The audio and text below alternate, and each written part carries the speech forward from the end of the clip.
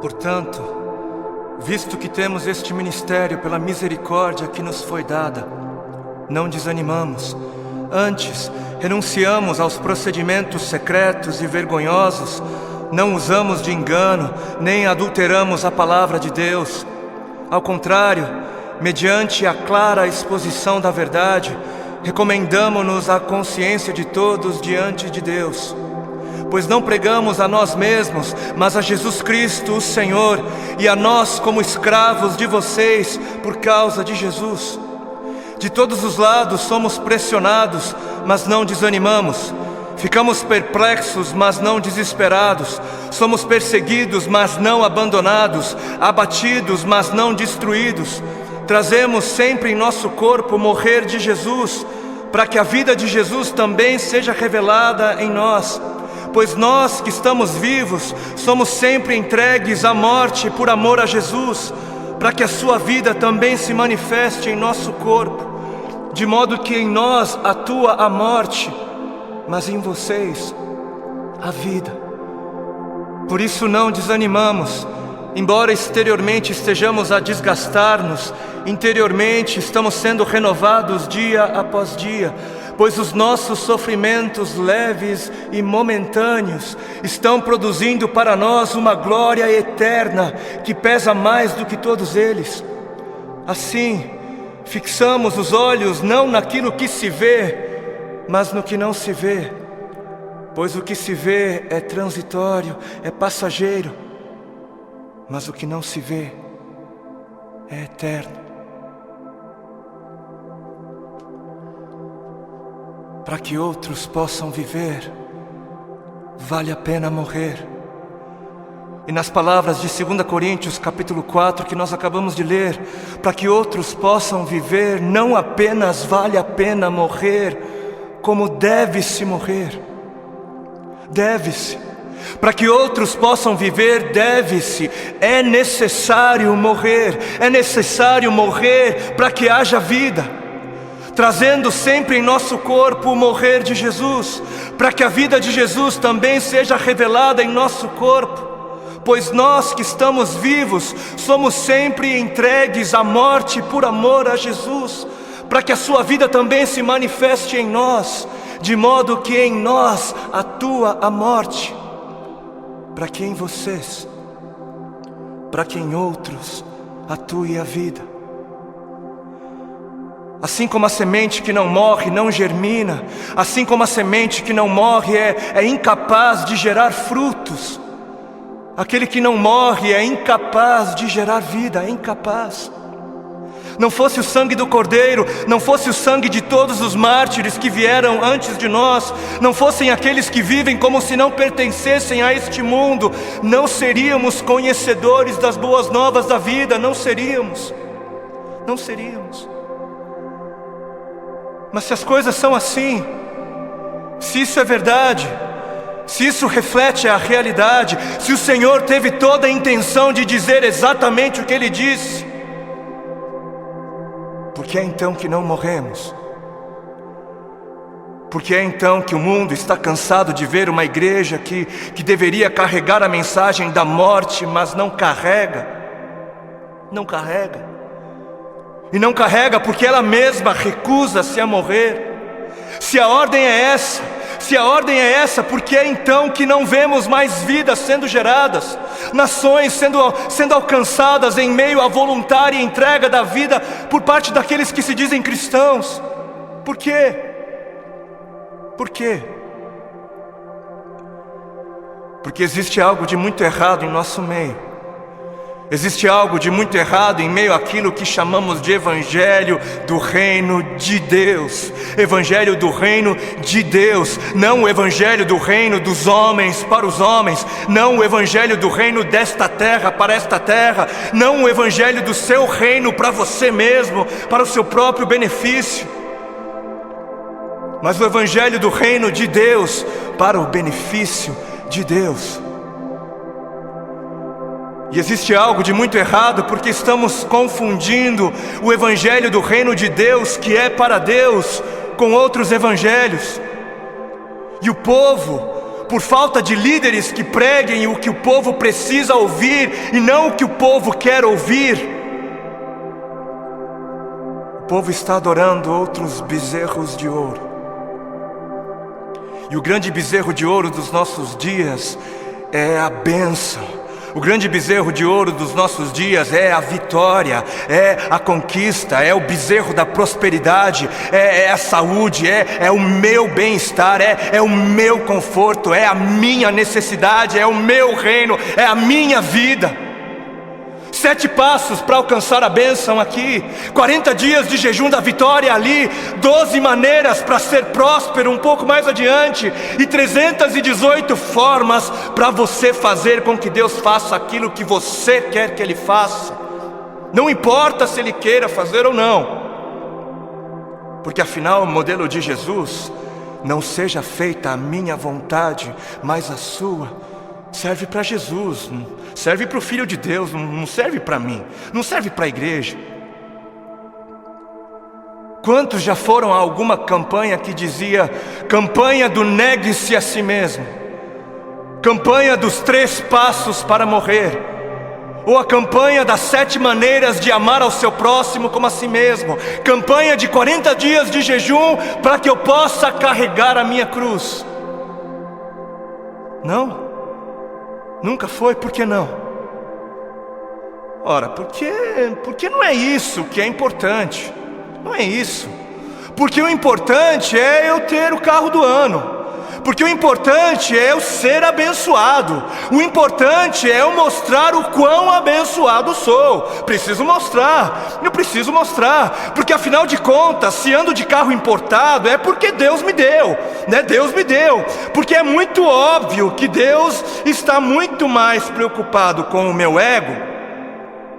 Eu sou tão espiritual e abençoado que é muito óbvio para mim, e é muito óbvio só para mim, que Deus está mais preocupado em colocar dinheiro nas minhas mãos para que eu possa comprar coisas caras e tolas, do que está preocupado em colocar recursos sob os meus cuidados para que eu possa de alguma maneira aliviar a dor dos aflitos. Porque Deus é tão bom para mim, Deus é tão sábio, Ele é tão misericordioso, que Ele prefere que eu compre para mim o meu 100º par de sapatos. Ele prefere, Ele prefere que eu faça isso mais do que prefere que eu compre algumas marmitas para dar de comer às crianças de rua. Porque o importante é eu encher o meu celeiro até onde der. O importante é o meu reino, é a minha justiça. Eu trabalhei, eu suei. Não foi Deus quem me deu, não foi Deus quem me abençoou, não foi eu quem ganhei. É justo, eu trabalhei, é meu. Porque o importante é eu viver como se não houvesse morte. E Deus que me livre de pensar em morte. Coisa negativa não é de Deus. O importante é eu viver como se não houvesse morte, para que quando a minha hora chegar, eu venha morrer como alguém que nunca quis viver. Porque está escrito na palavra de Deus em Marcos, no capítulo 8 e Mateus 16. Então Jesus começou a ensinar-lhes que era necessário que o Filho do Homem sofresse muitas coisas e fosse rejeitado pelos líderes religiosos, pelos chefes dos sacerdotes e pelos mestres da lei, fosse morto e 3 dias depois ressuscitasse. Ele falou claramente a esse respeito. Então Pedro, chamando-o à parte, começou a repreendê-lo. Vejam como desde o início a igreja se escandalizou com a mensagem da morte. Jesus, porém, voltou-se, olhou para os seus discípulos e repreendeu Pedro, dizendo: arreda, Satanás, você não pensa nas coisas de Deus, mas nas coisas dos homens. Você não está de olho no reino de Deus, mas está de olho no reino dos homens. Então ele chamou a multidão e os discípulos e disse: se alguém quer vir após mim, negue-se a si mesmo, tome a sua cruz e siga-me. Se quiser, se alguém quiser. Porquanto quem quiser salvar a sua vida, perdê-la-á. Mas quem perder a vida por minha causa, achá-la-á. Pois o que aproveitará o homem se ganhar o mundo inteiro e perder a sua alma? Ou o que dará o homem em troca da sua alma? Porque o Filho do Homem, o Filho de Deus, há de vir na glória de seu Pai. Ele há de voltar com os seus anjos, e então retribuirá a cada um conforme as suas obras.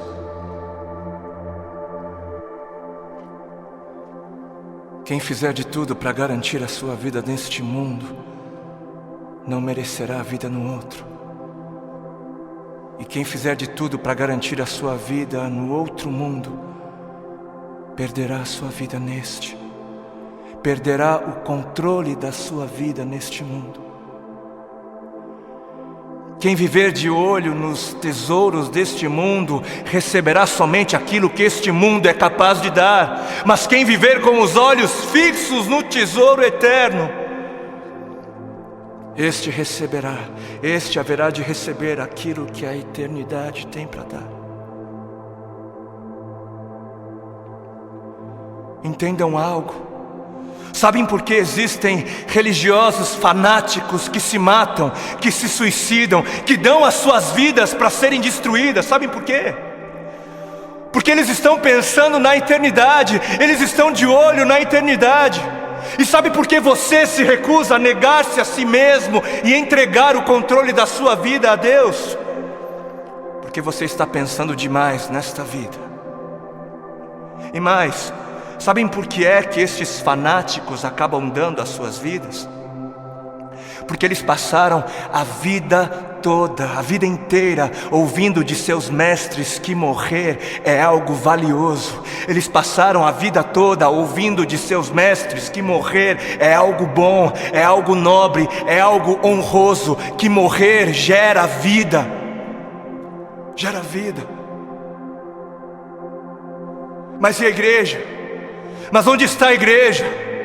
Onde está a voz profética? Onde estão os que pregam a verdade? Onde estão os que pregam morram? Onde estão os mestres de Deus a gritarem morram? Morram, para viver morram, por amor a Cristo morram, por amar a Deus acima de tudo morram. Onde estão? Por que os missionários moravianos se vendiam como escravos para poderem pregar aos escravos? Porque alguém lhes ensinou que esta vida não vale a pena ser vivida se não for vivida para Deus. Alguém lhes havia ensinado que para que outros pudessem viver, valia a pena morrer. Enquanto muitos parecem estar fascinados demais com mestres que pregam apenas vida nesta vida, mestres que distorcem o significado de vida em abundância. Apesar disso, existem alguns remanescentes, existem ainda alguns que se recusam a se prostrar diante dos bezerros de ouro, existem ainda alguns que se permitem ser afligidos por amor a Cristo. Alguns que entenderam a voz do Espírito de Cristo, do Cristo que deu o exemplo a ser seguido, não apenas em vida, mas na morte de cruz, e são capazes de dizer: já não sou eu quem vivo, mas Cristo vive em mim.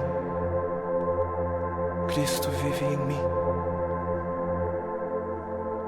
Amados, a vida é para os que creem. E os que creem não têm medo da morte, não devem ter medo da morte. Quem tem medo da morte não crê. E quem não crer, não viverá. E eis que a morte é o maior medidor da fé. Os que morrem são os que creem. E termino com um texto bíblico que está em 2 Timóteo, capítulo 4, nos versículos 2 ao 4. Diz assim: pregue a palavra, Esteja preparado a tempo e fora de tempo. Repreenda, corrija, exorte com toda a paciência e doutrina. Por quê? Porque chegará o tempo em que não suportarão a sã doutrina. Chegará o tempo em que não suportarão os caminhos de Deus, os pensamentos de Deus. Ao contrário, sentindo coceira nos ouvidos, juntarão mestres para si mesmos, segundo as suas próprias cobiças. E estes se recusarão a dar ouvidos à verdade. Se recusarão, voltando-se para as fábulas, preferindo acreditar nos mentirosos finais felizes. Que este não seja você, para a glória de Cristo Jesus. Amém.